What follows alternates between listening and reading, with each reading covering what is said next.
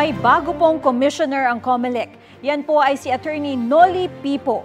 Kilalanin natin siya sa ulat on the spot ni Sandra Aguinaldo. Sandra? Bilang bagong commissioner ng COMELEC, si Attorney Noli Pipo, dating COMELEC Director ng Ilocos Region. Naroon din ang isa pang bagong talagang commissioner na si Norina Tangaro Kasingal. Dahil hindi nakasesyon ang Kongreso ngayon, ad interim appointment ang nangyari kina Pipo at Kasingal.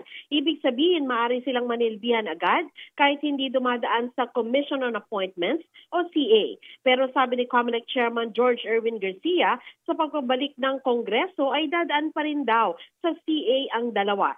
Si Pipo ay Ilocano gaya ng Pangulo at mahabang panahon ang kanyang paninilbihan sa Ilocos Region. Pero sabi ni Pipo, kampante raw siya sa pagkakatalaga sa kanya kasi doong nasa Ilocos siya ay hindi naman umano siya tinangkang impluwensyahan ni Marcos.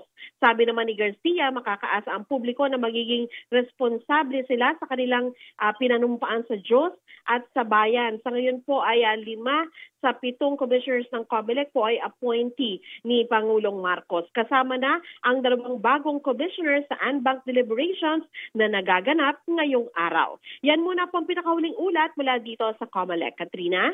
Maraming salamat, Sandra Aguinaldo.